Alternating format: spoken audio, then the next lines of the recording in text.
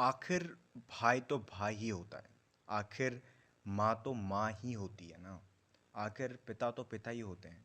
तो इन हिंदी सिचुएशंस को कैसे आप नेचुरली इंग्लिश में एक्सप्रेस कर सकते हो, जिस तरीके से एक नेटिव इंग्लिश स्पीकर करता है, ये जानने के लिए वीडियो को लास्ट तक देखना है।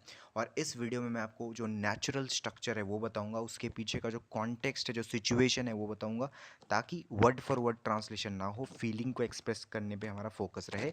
एंड ऑल्टरनेटिव्स बताऊंगा, यानी एक स्ट्रक्चर के मल्टीपल ऑल्टरनेटिव्स। मतलब एक स्ट्रक्चर है लेकिन एक सिचुएशन है, लेकिन एक्सप्रेस करने के मल्टीपल तरीके भी हैं। एंड एग्जाम्पल सेंटेंसेस बताऊंगा, ठीक है, कि जो मेन स्ट्रक्चर है उसके 10-12 एग्जाम्पल सेंटेंसेस, सो दैट आपको अच्छे से स्ट्रक्चर समझ में आ जाए।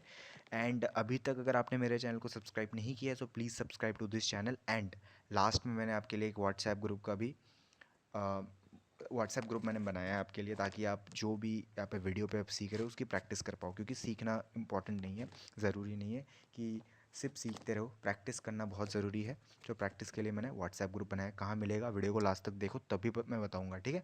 सो वीडियो को लास्ट तक देखते रहो। सो इन हिंदी सिचुएशंस को एक्सप्रेस करने के लिए सिंपली आप इस स्ट्रक्चर का यूज़ करो, जो नेचुरल स्ट्रक्चर है। आफ्टर ऑल, उसके बाद सब्जेक्ट, उसके बाद इज़ या फिर आर, व्हाट दे आर। या तो ये यूज़ कर लो, ये थोड़ा बड़ा है। अगर ये नहीं यूज़ कर पा रहे हो तो यू कर लो यार। कोई कहाँ दिक्कत आ रही है, कुछ भी कर लो। आफ्टर उसके बाद सब्जेक्ट इज़ या फिर आर सब्जेक्ट। ऐसे नहीं पता चलेगा, जब आप एग्जाम्पल सेंटेंसेस देखोगे तो पता चलेगा। बट सिचुएशन क्या है, ये जो स्ट्रक्चर है ना, ये जो आप सेंटेंस बोल रहे हो यहाँ पे, तो उसके पीछे का क्या सिचुएशन है, क्या फीलिंग ये कन्वे कर रहा है, मतलब ये जो सिचुएशन है, ये जो सेंटेंस है, क्या फीलिंग कन्वे कर रहा है, वो जानना बहुत ज़रूरी है। वो समझते हैं कॉन्टेक्स्ट को। सबसे पहले इंग्लिश में देख लेते हैं। This structure is use to emphasize an undeniable truth or reality that cannot be changed, especially based on nature, role or relationship. Let's see in Hindi. ये तब बोला जाता है जब आप किसी रिश्ते, सच्चाई या स्वभाव पर जोर देना चाहते हैं कि चाहे कुछ भी हो जाए वो वही रहता है। ठीक है, जैसे माँ तो आखिर माँ ही रहती है, यानी ये रिश्ते, सच्चाई, ये स्वभाव का जोर है, जोर दे के कह रहे हो कि ऐसा तो ऐसा ही है। मतलब अनडिनेबल सच्चाई है ना, जिसको आप चेंज नहीं कर सकते, ऐसा है ही। सो अब कुछ मतलब अब जो नेचुरल स्ट्रक्चर मैंने आपको ऊपर बताया उसको यूज़ करते हैं एक सेंटेंस में। हियर इज़ अ सेंटेंस जो मतलब जिस पे मैं हम सेंटेंस मतलब मेन स्ट्रक्चर को हम यूज़ करने वाले हैं। आखिर माँ तो माँ ही होती है ना, आखिर ये तो है ही, ये सही है। After all a mother is a mother, या फिर a mother is always a mother. आप ऑलवेज भी ऐड कर सकते हो, बट ऐसे भी कह सकते हो, after all a mother is a mother. Now let's see 5 natural alternatives, यानी और कितने स्ट्रक्चर्स हैं जिसकी हेल्प से इस आइडिया को, इस सिचुएशन को एक्सप्रेस किया जा सकता है। एंड आप सिंपली कह सकते हो a mother is a mother after all. After all को आप लास्ट में भी पुट कर सकते हो, a mother is a mother after all, emotional या फिर रीअश्योरिंग टोन। दूसरा ऑल्टरनेटिव है, आप कह सकते हो you can't change that, you can't change that, a mother is a mother when stressing reality. Reality को आप स्ट्रेस करके कह रहे हो कि you can't change that, a mother is a mother. तीसरा ऑल्टरनेटिव है, आप सिंपली कह सकते हो that's what a mother is, यानी माँ तो माँ है, that's what a mother is, simple और नेचुरल एम्फेसिस। चौथा alternative you can use in the end, अंत में, she is still a mother, emotional conclusion निकलता है कि भाई at the end of the day या फिर in the end she is still a mother. पांचवा और आखिरी alternative that you can use, और भी तरीके हो सकते हैं बट मैं पांच ही ऑल्टरनेटिव्स बताता हूँ, ठीक है।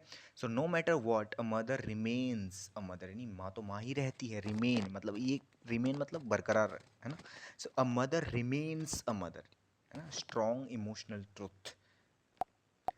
Now let's see 10 example sentences using the main structure जो मैंने आपको ऊपर बताया, आफ्टर ऑल, सब्जेक्ट इज या फिर इज सब्जेक्ट, ठीक है। इसका यूज़ करके अब 10 एग्जाम्पल सेंटेंसेस देखते हैं। अब पहला एग्जाम्पल सेंटेंस है, आखिर पिता तो पिता ही होते हैं। After all a father is a father. दूसरा एग्जाम्पल है, before I tell you the second example, आपको मैं कहना चाहूँगा कि रिपीट करते हुए चलो, अदरवाइज कोई फ़ायदा नहीं है वीडियो को देखने का ना, रिपीट कर लो। आखिर दोस्त तो दोस्त ही होता है।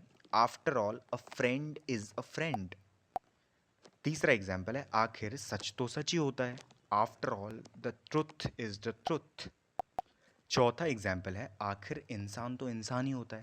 After all a human is a human, यानी उसका नेचर जो है ना वो ऐसा ही रहता है। After all a human is a human. पांचवा एग्जाम्पल है, आखिर माँ की ममता तो माँ की ही होती है, यानी उसकी ममता तो उसकी ममता ही होती है। After all a mother's love is a mother's love. ये तो भाई इसका कोई वो नहीं है, ये तो है ही भाई, ऐसा ही है, अनडिनाइबल ट्रूथ है। छठा एग्जाम्पल है, आखिर घर तो घर ही होता है, बिल्कुल।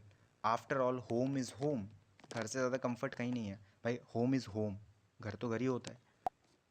सातवां एग्जाम्पल है, आखिर बचपन तो बचपन ही होता है। After all childhood is childhood. आठवां एग्जाम्पल है, आखिर आदत तो आदत ही होती है ना, चाहे बुरी हो अच्छी हो कैसी भी हो, आदत तो आदत होती है। After all habit is a habit. नवा एग्जाम्पल है, आखिर सच्चा दोस्त तो सच्चा दोस्त ही होता है। मान के चलो बहुत दिनों बाद आप मिले किसी दोस्त से, फिर भी वो रेडी हो गया हेल्प करने के लिए, या फिर जो भी आपको हेल्प चाहिए थी वो कर दिया, तो आप कहते हो आखिर तो ये ऐसा तो है ही यार, आखिर सच्चा दोस्त तो सच्चा दोस्त ही होता है। After all a true friend is a true friend. इसका कोई अनडिनाइबल चीज़ है, ये जिसका जिसका जैसी वो, मतलब जिसका जैसा नेचर हो वैसा ही रहता है।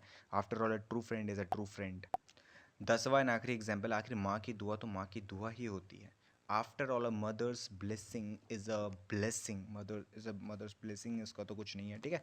And here is a practice sentence for you guys. आखिर दोस्त तो दोस्त ही होता है, इसको एक्सप्रेस करना है, मुझे कमेंट्स में बताना है। और ऐसे ही और स्ट्रक्चर्स की प्रैक्टिस करनी है तो आ जाओ यार ग्रुप में, डिस्क्रिप्शन में ज्वाइन करो, फ्री है, 100 लोगों के लिए फ्री है, लेकिन है ना, आओ और ज्वाइन करो, बहुत सारे सेंटेंसेस देखते हैं एंड बहुत सारी प्रैक्टिस करते हैं, इंग्लिश को इम्प्रूव करते हैं।